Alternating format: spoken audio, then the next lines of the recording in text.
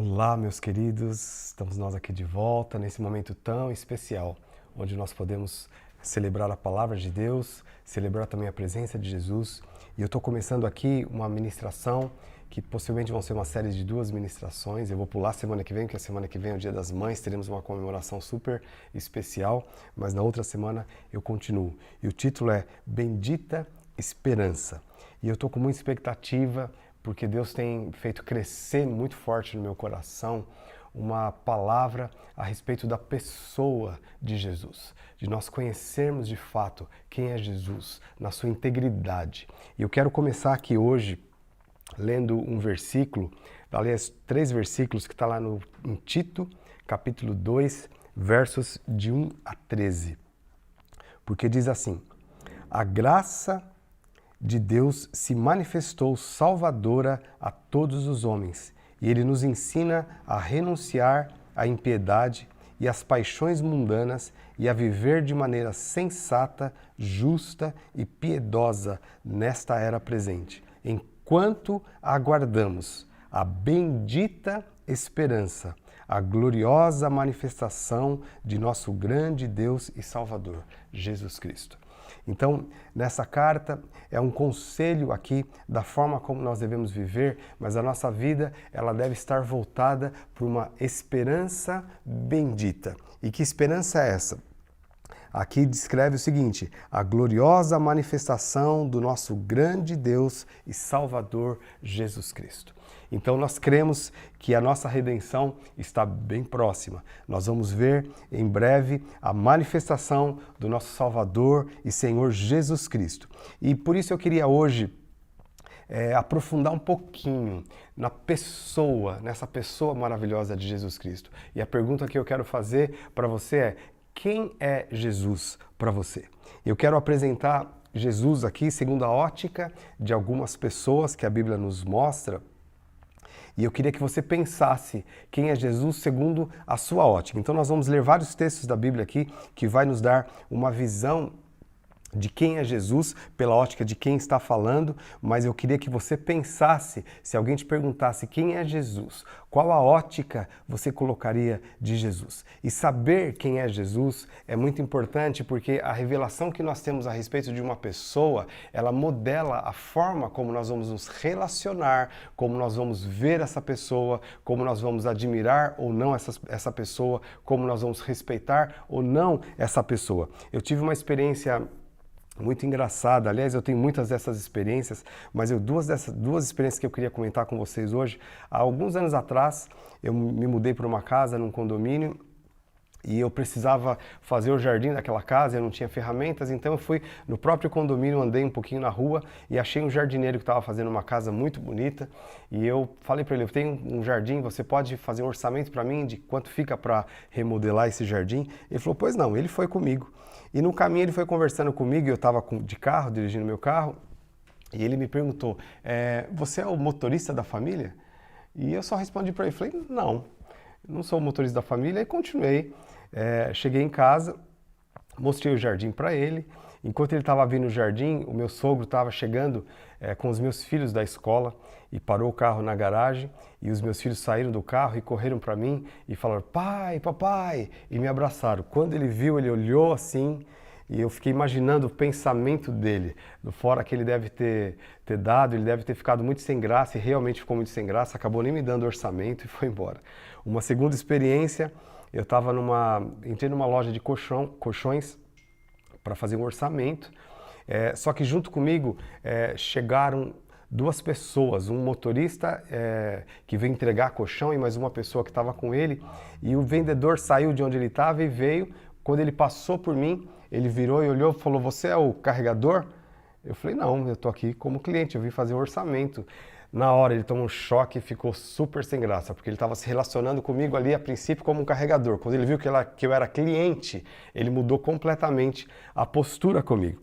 E eu não fiquei nem um pouco chateado com isso, Mas isso demonstra aqui que a revelação que nós temos de quem a pessoa é vai definir como nós vamos nos relacionar. Por isso que eu quero entrar um pouquinho fundo aqui para nós entendermos quem é Jesus. O Jesus a respeito do qual nós temos uma bendita esperança, nós esperamos a manifestação dele. Mas quem é Jesus? Eu creio que muitas pessoas vão se surpreender muito quando Jesus se manifestar, mas eu gostaria que você não tivesse uma grande surpresa, uma terrível surpresa quando Jesus voltasse. Jesus, ele era visto na sua época, né? Ele era conhecido como Nazareno, ele era conhecido como filho do carpinteiro, ele era conhecido para algumas pessoas como falso profeta, ele já foi acusado até de enviado de Beelzebul, que era o príncipe dos demônios, era a forma que muitas pessoas se relacionavam com Jesus. E é interessante que a Bíblia nos mostra que em Nazaré, que era o lugar onde Jesus cresceu, ele não pôde fazer muitos milagres, porque a revelação que as pessoas tinham a respeito de Jesus era: Jesus, filho do José e da Maria, os irmãos dele estão lá, os irmãos dele não são Tiago e assim por diante. Então, a revelação que eles tinham de Jesus limitava a usufruir do poder que estava em Jesus. Então é muito importante. Então vamos agora ver aqui alguns exemplos na Bíblia. Lá em Lucas, capítulo 5, verso de 8 a 10, nós vemos aqui nesse episódio, quando Jesus ainda não era conhecido dos discípulos, ele se manifestou, ele começou a pregar e ele subiu num barco, um barco de Pedro, e ele se afastou um pouco da água e começou a pregar para a multidão. Até então ele era talvez um pregador, alguém com um pouquinho de conhecimento bíblico para os discípulos, e eles estavam vendo Jesus dessa forma. Até que Jesus disse o seguinte: ele falou para Pedro, João, Tiago, e falou: olha, vamos ali, eu quero que vocês joguem a rede e pesquem. Mas eles falaram: nós pescamos tentamos a noite inteira e não conseguimos nada, mas sob a tua palavra, já que o Senhor está orientando, a gente vai fazer isso. E eles foram por respeito a Jesus, talvez como um homem um pouco mais sábio, respeitado, falou: nós vamos jogar a rede de acordo com a sua palavra. E quando eles puxaram a rede, estava cheia de peixes. Olha só a reação de Pedro, verso 8, Lucas 5, de 8 a 10. Vendo isso, Simão Pedro prostrou-se aos pés de Jesus, dizendo: Senhor, afaste-se de mim, porque sou pecador. Pois à vista da pesca que fizeram, a admiração se apoderou dele e de todos os seus companheiros, bem como de Tiago e João, filhos de Zebedeu, que eram seus sócios. Então Jesus disse a Simão: não tenha medo, de agora em diante você será pescador de gente. Então aqui a revelação, a nova revelação que Pedro recebeu de Jesus, modelou a atitude dele e de repente ele falou: eu não posso ficar perto de você, você é um homem santo e eu sou pecador. Olha a diferença na relação por causa da revelação que eles tiveram de quem Jesus era. Um segundo exemplo, nós vamos ver aqui, quando lá em Mateus capítulo 8, quando Jesus disse para os discípulos: vamos para o outro lado, e eles estavam atravessando, e até então eles estavam seguindo Jesus como alguém que tinha de fato autoridade, como um mestre, e eles obedeceram Jesus, entraram no barco e foram para o outro lado. A Bíblia diz que Jesus caiu no sono naquele barco e uma grande tempestade se apoderou deles, eles ficaram apavorados, eles nem pensaram em acordar Jesus porque eles não tinham nenhuma expectativa em Jesus com relação àquela tempestade, porque eles eram os homens do mar, eles tinham experiência. Mas quando as esperanças deles acabaram, eles foram só acordar Jesus, quase que dando uma bronca em Jesus. Fala: você nem se importa que a gente está morrendo, se eu continuar dormindo aí? Aí Jesus foi, levantou, acalmou a tempestade, repreendeu o vento, as ondas. E o que aconteceu com esses discípulos? Lá no versículo 27, Mateus 8, 27 diz assim: e aqueles homens ficaram admirados, dizendo e até se perguntando: quem é este que até os ventos e o mar lhe obedecem?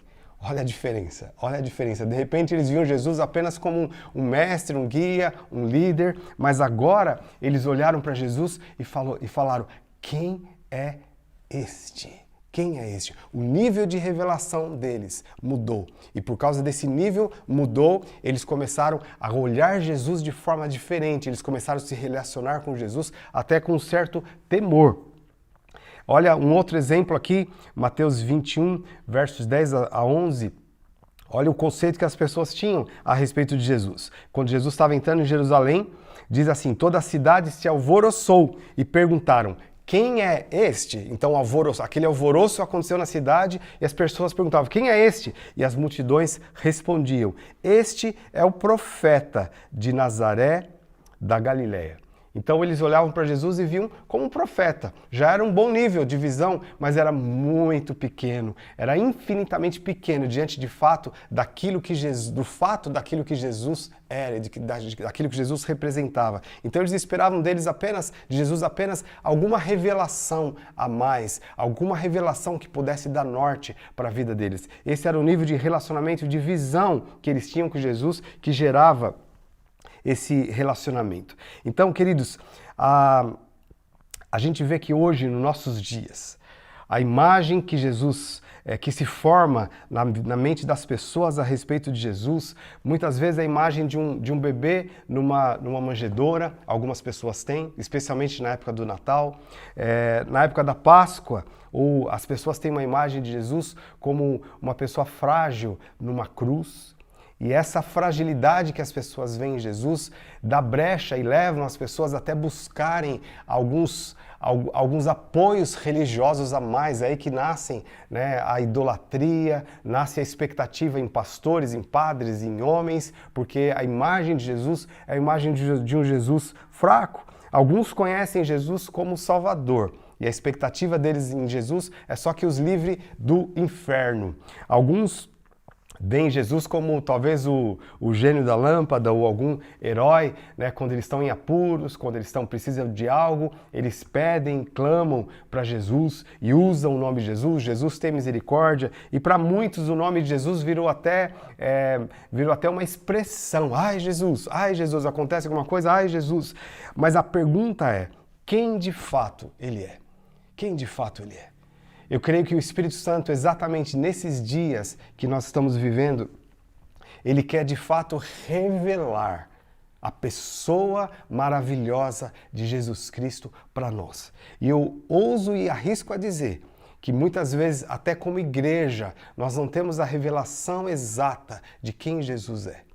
Eu tenho, nesses últimos dias, estudado bastante o livro de Apocalipse, e eu me surpreendi com o primeiro capítulo de Apocalipse, onde João fala o motivo daquela carta. E o primeiro capítulo, os primeiros versículos falam exatamente o objetivo daquela carta, é a revelação de Jesus Cristo. O Apocalipse é a revelação de quem Cristo é.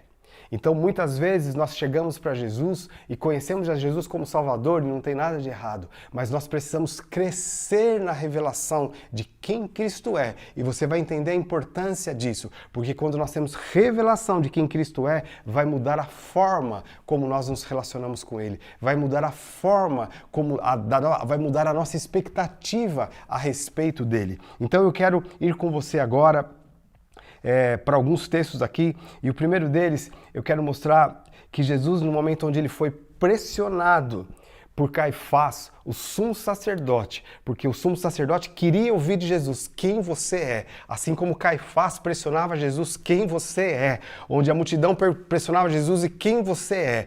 Mas Jesus aqui, ele trouxe uma palavra muito específica de auto-introdução, de auto-apresentação, que nós vamos ver aqui em Marcos 14, versículo 61 a 65. Diz assim, diante das perguntas, Jesus, porém, guardou silêncio e nada respondeu. E o sumo sacerdote passou a interrogá-lo. Você é o Cristo, o Filho do Deus vivo, do Deus bendito? Foi a pergunta dele. Jesus respondeu, olha a resposta de Jesus, eu sou. E vocês verão o Filho do Homem sentado à direita do Todo-Poderoso e vindo com as nuvens dos céus. O sumo sacerdote, rasgando as suas vestes, disse, porque ainda precisamos de testemunhas? Vocês ouviram a blasfêmia. Qual é o parecer de vocês? E todos o julgaram réu de morte. Alguns começaram a cuspir nele e cobrir-lhe o rosto, e bater nele e dizer-lhe, profetize, e os guardas davam-lhe bofetada. Nós estamos diante daqui de uma cena, de um momento que eu vou mostrar para vocês a repetição disso aqui em Apocalipse, porque quando Jesus se apresenta, Jesus sabia que eles não acreditavam nele. Jesus sabia que eles viam Jesus apenas como um lunático, como um louco, mas Jesus disse para eles, eu sou. E essa apresentação era exatamente a mesma apresentação quando Moisés perguntou para Deus, lá naquela sarça ardente, quando Deus levantou Moisés para anunciar o juízo contra o Egito e a libertação do povo de Israel. Moisés perguntou para Deus, mas como assim? Como eu vou chegar diante de Faraó e eu vou dizer que Deus me mandou? Qual o seu nome? E aí Deus disse para Moisés, eu sou, te enviou. Jesus usa essa mesma palavra e diz aqui para esse sumo sacerdote que deveria ser alguém que de fato conhecia a Deus, mas ele não conhecia a Deus. E Jesus disse, eu sou. E Jesus completou, e você que pensa que eu não sou nada, você pensa que eu sou apenas um mentiroso, um lunático, eu digo para você, você vai me ver assentado no trono e você também vai me ver vindo nas nuvens com poder e glória. Uau! Aqui é a apresentação de Jesus, como Jesus se apresenta. Agora eu quero mostrar mais 2 textos para vocês. O primeiro deles de como Pedro, depois que ele se tornou apóstolo Pedro, cheio do Espírito Santo, como ele apresentava Jesus. E aqui nós vamos ver lá em Atos capítulo 10, versículo 42, a primeira vez, isso aqui é muito histórico, a Bíblia fala que Jesus estava dando para Pedro a chave do reino, e de fato Pedro tinha essa chave, porque Pedro abriu a porta do reino para os judeus, lá em Atos capítulo 2, e agora em Atos capítulo 10, nós vamos vendo a primeira vez que o evangelho é pregado ao não-judeu, ao gentil, e Deus, aqui a palavra de Deus fala muito claro, se você ler todo esse capítulo, foi Cornélios que buscava Deus, mas Deus precisava de Pedro para abrir a porta para que Cornélio pudesse conhecer a Jesus Cristo, porque Pedro tinha essa autoridade que Jesus tinha dado para ele. E aqui nós vamos ver um momento histórico e muito peculiar, onde Pedro abriu a porta do evangelho para os gentios. E Pedro foi chamado por Cornélios para dizer quem era Jesus. E ele vai e começa a pregar quem é Jesus, mas exatamente no versículo 42, ele diz o seguinte, Atos 10, 42, Jesus nos mandou pregar ao povo e testemunhar que ele foi constituído por Deus como juiz dos vivos e dos mortos. Como Jesus foi introduzido aos gentios? Qual a pessoa, qual a personalidade, qual o caráter de Jesus que ele foi introduzido para os gentios? Aqui diz, Deus o constituiu juiz dos vivos e dos mortos. Uau! Depois, em seguida, Pedro vai e também fala de Jesus como aquele que perdoa os pecados. Mas a apresentação de Jesus foi não um Jesus frágil, não um bebê numa manjedoura, não um Jesus mendigando alguma coisa, mas um Jesus constituído, juiz dos vivos e dos mortos. E olha como Paulo apresenta Jesus, e esse texto é muito empolgante, porque Paulo, ele chegou num lugar que era Atenas, e esse lugar era o centro da filosofia humana, o centro do intelectualismo, o centro da cultura humana, o centro da arte, ou seja, os atenienses eram os caras, e eles se achavam os sábios, os entendidos e tudo mais. Eles se achavam uma raça superior. E o evangelho chegou lá também. E Paulo foi o portador deste evangelho. E Paulo chegou lá para apresentar Jesus. E como ele foi e apresentou Jesus diante daquele povo. Olha lá, Atos 17, versículo 30 a 31. Ele diz assim: Deus não levou em conta os tempos da ignorância, mas agora Ele ordena a todas as pessoas, em todos os lugares, que se arrependam, porque Deus estabeleceu um dia em que julgará o mundo com justiça, por meio de um homem que escolheu, e deu certeza disso a todos, ressuscitando dentre os mortos. Uau! De quem que Paulo estava falando? Ele estava falando aqui de Jesus. E para quem ele estava falando? Para os atenienses. Em outras palavras, ele está dizendo aqui, vocês atenienses, vocês se acham, mas eu quero dizer para vocês aqui, Deus, ele ordena que todos os povos, inclusive os atenienses, se arrependam, porque Deus estabeleceu um dia em que julgará o mundo com justiça. E quem vai ser o juiz que vai julgar o mundo com justiça? Jesus Cristo, aquele que Deus ressuscitou dos mortos. Esta palavra de Pedro ofendeu alguns atenienses, mas chamou a atenção de outros atenienses. E a igreja foi implantada naquele lugar, porque Cristo foi apresentado como ele de fato é. Quem é Jesus? Quem é Jesus para você? Qual a ótica que você conhece a Jesus? Agora, para finalizar, aqui eu quero mostrar, e agora eu queria que você se preparasse para isso, porque eu quero mostrar agora Jesus pela ótica do apóstolo João. E o apóstolo João, não foi por acaso, ele se auto-intitulou o discípulo amado, porque ele era muito chegado de Jesus, ele amava Jesus, ele andava muito perto de Jesus, ele reclinava no peito de Jesus. Segundo a tradição, possivelmente ele era até primo de Jesus, então ele conhecia Jesus de uma forma muito intensa, muito intensa. E ele foi um apóstolo levantado, ele ministrou a respeito de amor, porque ele conheceu de fato o amor de Deus, ele era conhecido como o apóstolo do amor.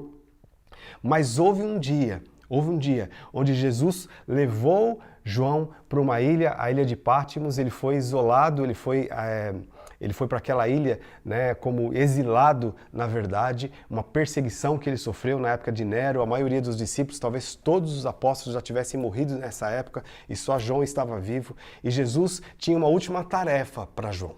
E essa última tarefa era revelar-se, ele próprio, revelar Jesus, agora pela ótica de que João estava vendo, sem véu, sem barreira. Ele estava para conhecer Jesus de fato como Cristo é. E isso é muito importante, queridos, porque essa menção e essa revelação de que João traz Jesus é a revelação que nós vamos ter desse Jesus vindo sobre as nuvens. O Jesus que anunciou, que foi anunciado pelo próprio Cristo quando ele estava diante de Pilatos, ou melhor, diante de Caifás, quando Caifás instigou Jesus para revelar quem ele era, e Jesus disse: eu sou o Cristo. E você vai me ver sentado no trono, mas você também vai me ver vindo nas nuvens com poder e glória. Então é essa visão que Jesus fala, que João teve, e a visão que o Espírito Santo quer revelar para nós como igreja. Porque, como eu disse no início, nós temos uma bendita esperança, e essa esperança é de ver esse Cristo manifesto. E se nós de fato tivermos revelação com esse Cristo, o nosso nível de relacionamento com ele vai mudar e muito. Deus está nos chamando para um nível muito maior de intimidade, mas para isso nós precisamos ter revelação quem Cristo é. Então se prepare aí e vamos ver alguns versículos aqui de Apocalipse capítulo 1. Nós vamos começar no versículo 7.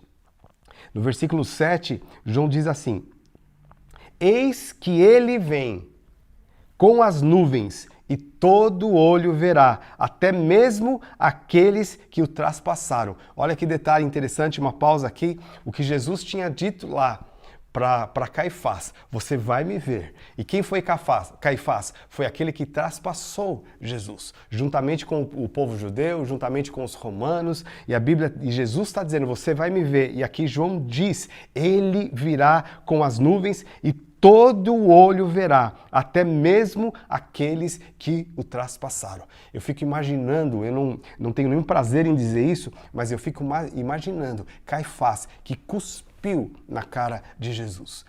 Agora ele vendo Jesus vindo nas nuvens com poder e glória. Você pode imaginar aqui essa cena e a afeição de Caifás. Queridos, essa palavra, e João está trazendo uma revelação para que nós tenhamos a posição correta e para que nós de fato possamos ter a santa expectativa, e como diz aqui a carta de Tito, a santa esperança de ver essa manifestação de Cristo. E ele continua aqui: e todas as tribos da terra se lamentarão por causa dele, certamente. Amém. E aí, agora, Jesus entra em cena nesse diálogo aqui com João, e o próprio Jesus se apresenta. Ele diz assim: eu sou o Alfa e o Ômega, diz o Senhor Deus, aquele que é, aquele que era e aquele que há de vir, o Todo-Poderoso. Aleluia. Essa é a apresentação, é Cristo se apresentando. Cristo se apresentando para nós. Se nós entendermos isso, eu sou o alfa e o ômega, ou seja, eu sou o começo e o fim. A primeira palavra é minha e a última palavra é minha. Eu sou o Todo-Poderoso. Se nós, como igreja, conhecermos Jesus dessa forma, vai gerar no nosso coração um misto de admiração, um misto de temor, um misto de devoção, um misto de desejo de adorar, um misto de vontade de nos prostrarmos diante dele e o adorarmos. Aí João continua aqui falando sobre a aparência de Jesus. Tá lá, agora nós vamos ler o versículo 10 e depois do 12 a 16. João diz assim: achei-me no Espírito no dia do Senhor, e ouvi atrás de mim uma voz forte como de trombeta. Então a primeira coisa que João ouviu essa voz era como uma voz de um aviso, de chamando atenção, de alerta, uma trombeta. E ele diz assim: voltei para ver quem falava comigo. E ao me voltar, vi 7 candelabros de ouro, e no meio dos 7 candelabros, um semelhante ao Filho do Homem, com vestes talares, ou seja, veste de linho, e cingido à altura do peito com um cinto de ouro. A cabeça e os cabelos dele eram brancos como a alva lã, como a neve. Os olhos eram como chama de fogo. Os seus pés eram semelhante ao bronze polido, como que refinado numa fornalha. A voz era como som de muitas águas. Na mão direita ele tinha 7 estrelas, e da sua boca saía uma afiada espada de 2 gumes, e o seu rosto brilhava como o sol na sua força. Uau! É difícil de ler essa declaração e essa descrição de João, sem tremer de fato no nosso interior. O Cristo que se apresenta para ele aqui era muito diferente do Cristo até que ele conhecia, porque agora ele está tendo a visão do Cristo glorificado. Do Cristo glorificado, seus olhos como chama de fogo, os seus pés como bronze, falando sobre a justiça de Deus. Ele vem de fato para subjugar as nações. Ele vem como juiz de toda a terra. Mas do outro lado, ele vem também cheio de paixão, porque nós vemos aqui a reação de João diante dessa apresentação. Olha o versículo 17 e 18. João diz assim: quando o vi, caí aos seus pés como morto. Então ele colocou a sua mão direita sobre mim e disse: não tenha medo, eu sou o primeiro e o último, eu sou aquele que vive, estive morto, mas agora estou vivo para todo sempre e tenho as chaves da morte e do inferno, da morte e do Hades. Então, diante dessa apresentação aqui, João, de fato, ele teve a reação que qualquer homem teria diante de Jesus, de se derreter. A Bíblia diz que ele caiu como morto. Ele fala: eu caí como morto. Mas esse Jesus, com essa figura tão tenebrosa, de um lado, que fez João tremer e derreter diante dele, esse mesmo Jesus estendeu as mãos, tão tenras e amorosa, e tocou em João e disse: não temas, não temas. Eu sou aquele que foi morto, mas agora estou vivo. Eu sou o princípio e o fim. E ele diz: eu tenho a chave do inferno e da morte. Uau! Essa apresentação e esse relacionamento de João, com certeza, queridos, é o relacionamento e a imagem que nós precisamos ter, que Deus quer nos dar, a imagem desse Cristo que nós precisamos receber agora como revelação. Então nós vemos nessa apresentação de João, nessa descrição de João, nós vemos duas imagens e 2 faces de Cristo.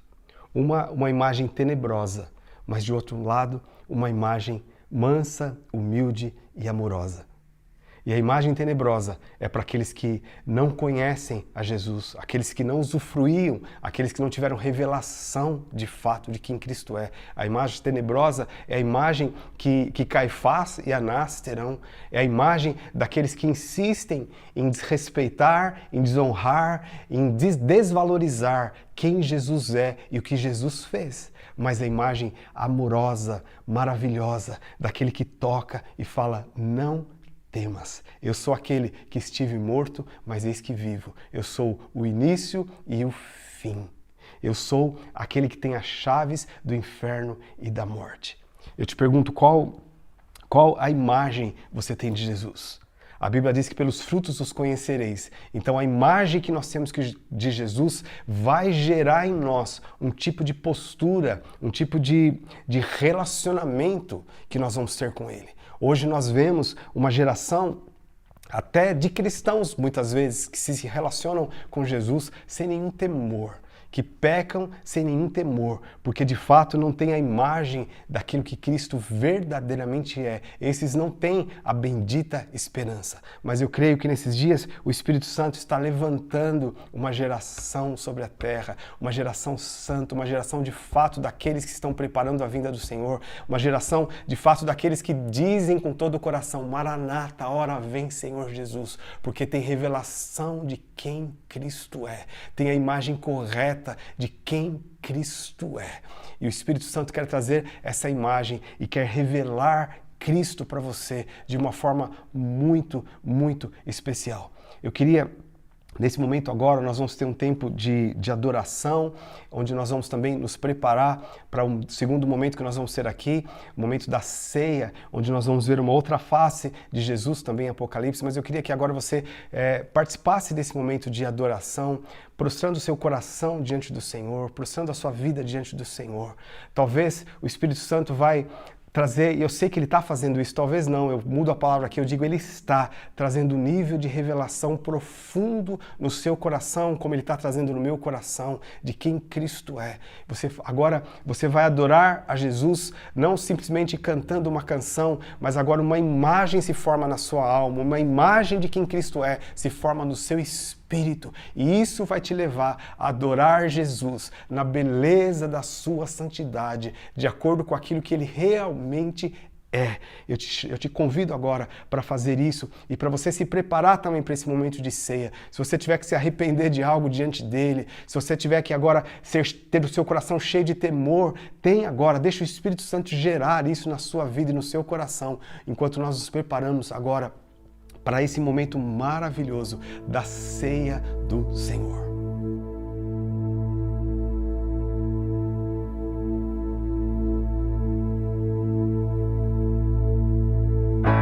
No início eras a palavra, com Deus Altíssimo.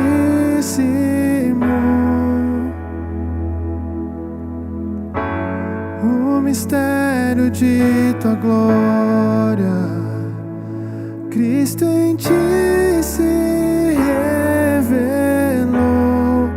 Oh, quão lindo esse nome é, oh, quão lindo esse nome é, o nome de Jesus, meu Rei. Oh, quão lindo esse nome é, maior que tudo Ele é. Oh, quão lindo esse nome é, o nome de Jesus.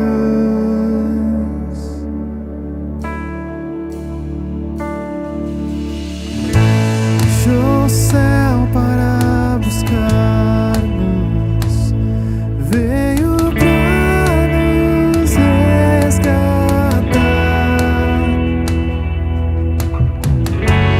Oh, maior que o meu pecado, nada vai nos separar.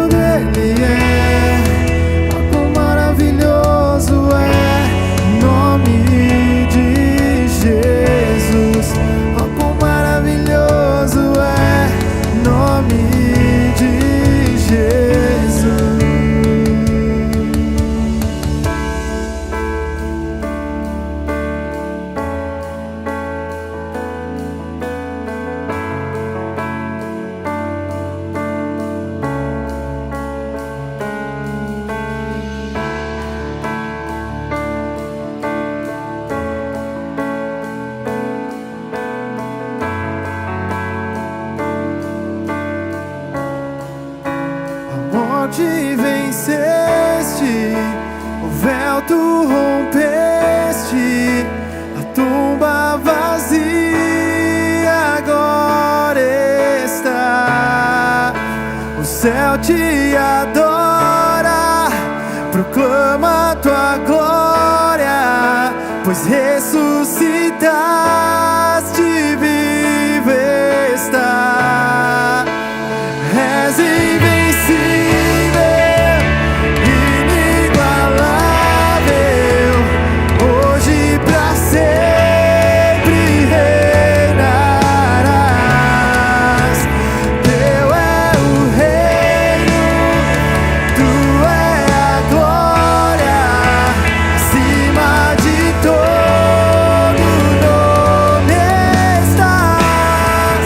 Poderoso esse nome é, poderoso esse nome é, o nome de Jesus, meu Rei.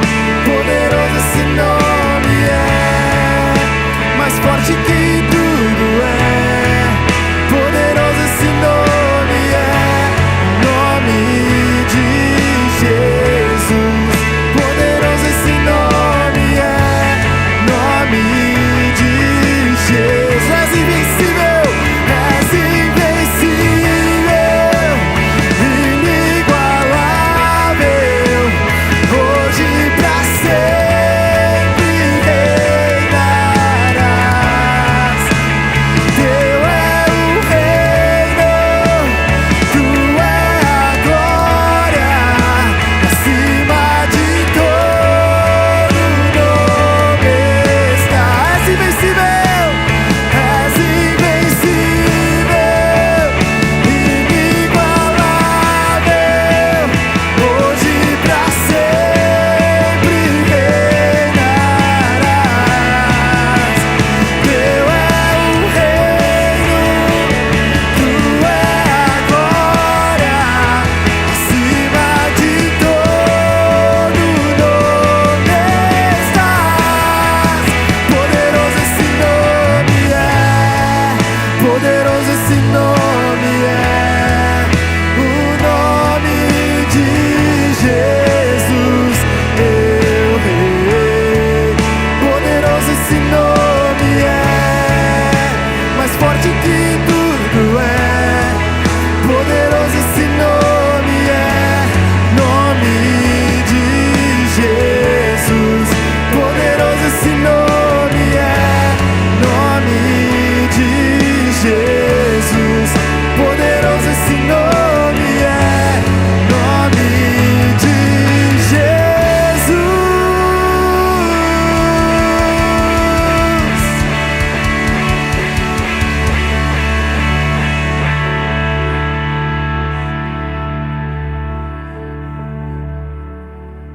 Aleluia. Nós vamos participar agora desse momento maravilhoso, segundo a orientação que o próprio Jesus nos deu, que nós deveríamos nos reunir e celebrar a ceia, relembrando da morte de Jesus. E dentro dessa linha que nós estamos ministrando aqui, eu quero ler um texto de Apocalipse capítulo 5, mas antes eu queria que nós orássemos já, consagrando esses elementos aqui, consagrando as nossas vidas. Eu sei que nesse tempo de adoração você se quebrantou diante de Deus, eu sei que Deus falou com você, porque o Espírito Santo está aqui, Ele está falando com você. Então vamos fechar os nossos olhos agora. Amém. Oh Senhor, nós não temos palavras, Senhor, para agradecer, Deus, por tudo que o Senhor é, tudo que o Senhor fez. Ó Deus, obrigado porque, ó Deus, uma unção de revelação a respeito de Cristo, Senhor. Ó Deus, está pairando neste lugar, está pairando sobre a vida de cada um de nós, sobre cada um dos teus filhos, porque o Senhor está, ó Deus, levando a tua igreja para um outro nível, Senhor. Ó Deus, porque o dia da nossa redenção se aproxima. Por isso nós oramos agora por este momento, nós consagramos esses elementos, ó Pai, e consagramos, Senhor, as nossas vidas diante de Ti para participar deste momento agora, Senhor, no nome de Jesus, Pai. No nome de Jesus. Então, Apocalipse capítulo 5, nós vamos ler do verso 1 a 14, e preste muita atenção nesse texto. Se você quiser até fechar os teus olhos e só absorver essas palavras, porque o Espírito Santo está trazendo revelação, eu não preciso explicar muita coisa, porque o próprio Espírito tem se revelado a nós. Então, ouça aqui. João dizendo: vi na mão direita daquele que estava sentado no trono um livro em forma de rolo, escrito por dentro e por fora, e selado com 7 selos. Vi também um anjo forte que proclamava com voz forte: quem é digno de quebrar os selos e de abrir o livro? Ora, nem no céu, nem sobre a terra, nem debaixo da terra, ninguém podia abrir o livro, nem mesmo olhar para ele. E eu chorava muito, porque ninguém foi achado digno de abrir o livro, nem mesmo de olhar para ele. Então, um dos anciãos me disse: não chore, eis que o leão da tribo de Judá, a raiz de Davi, venceu para quebrar os 7 selos e abrir o livro. Então vi, no meio do trono e dos 4 seres viventes e entre os anciãos, em pé, um cordeiro, que parecia que tinha sido morto. Ele tinha 7 chifres, bem como 7 olhos, que são 7 Espíritos de Deus enviados por toda a terra. O cordeiro foi e pegou o livro da mão direita daquele que estava sentado no trono. E quando ele pegou o livro, os 4 seres viventes e os 24 anciãos se prostraram diante do cordeiro, tendo cada um deles uma harpa e taças de ouro cheias de incenso, que são as orações dos santos, e cantavam um cântico novo, dizendo: digno és de pegar o livro e de quebrar os selos, porque fostes morto, e com o teu sangue comprastes para Deus os que procedem de toda tribo, língua, povo e nação, e para o nosso Deus os constituísse reino e sacerdotes, e eles reinarão sobre a terra. E ouvi uma voz de muitos anjos ao redor do trono, dos seres viventes e dos anciãos, cujo número era de milhões e milhões e milhares de milhares, proclamando com voz forte: digno é o cordeiro que foi morto de receber o poder, a riqueza, a sabedoria, a força, a honra, a glória e o louvor. E então ouvi que toda criatura que há no céu e sobre a terra e debaixo da terra e sobre o mar e tudo o que neles há estava dizendo: aquele que está sentado no trono e ao cordeiro, seja o louvor, a honra, a glória, o domínio para todos sempre. Amém. Aleluia, aleluia, aleluia, aleluia, aleluia. Queridos, esse texto expressa a revelação completa de quem é Cristo. Aleluia. Aqueles que recebem essa revelação, segundo o texto nos mostra que não tinha outra opção, não tinha outra coisa a fazer, senão simplesmente se prostrar diante dele e dizer: ele é digno, ele é digno, ele é digno. O livro que continha o destino de toda a humanidade, inclusive da natureza, o destino que estava selado, a maldição, a morte eterna, por causa do pecado. O Cordeiro morreu, o Cordeiro derramou o seu sangue para redimir os homens de toda a tribo, língua, povo e nação. E esses que são redimidos, que têm revelação de quem é o Cordeiro, se prostram diante dele e só tem uma reação a dizer: santo, santo, santo, digno é o Cordeiro que foi morto, digno é o Cordeiro que foi morto. Então é debaixo dessa revelação e debaixo dessa unção, você que tem essa revelação no seu coração, você que sabe quem é Jesus, você que reconheceu Jesus como Senhor da sua vida, você que colocou a sua vida diante dele, você que não está debaixo de condenação, porque você tem o sangue do Cordeiro que purifica os seus pecados, você e toda a sua casa agora é convidado a participar deste momento agora, no nome de Jesus, no nome de Jesus. Vamos receber agora, e você pode distribuir na sua casa o pão. Aleluia, aleluia, aleluia.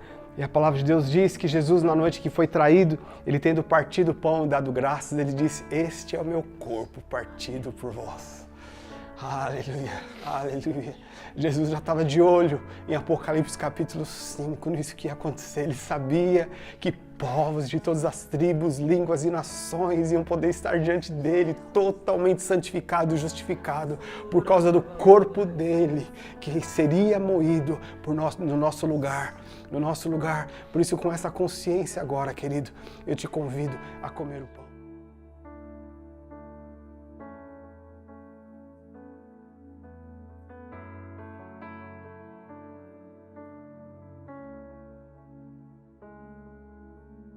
Jesus, quão lindo o teu nome é, Senhor. Oh, Jesus, o Senhor que venceu a morte, Senhor. Oh, Senhor, obrigado, Senhor. Obrigado, Senhor. Da mesma forma, depois de cear, Jesus tomando o cálice, ele diz: esse cálice é o cálice de uma nova aliança no meu sangue. Faça isso em memória de mim.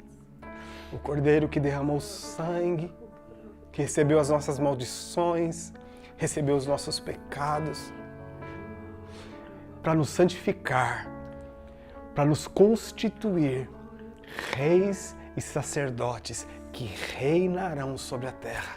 E nós vamos reinar debaixo do domínio deste rei, o rei dos céus e da terra, o soberano das nações, o nosso Senhor Jesus Cristo. Essa é a nossa bendita esperança. Da mesma forma, então, tomemos agora o cálice.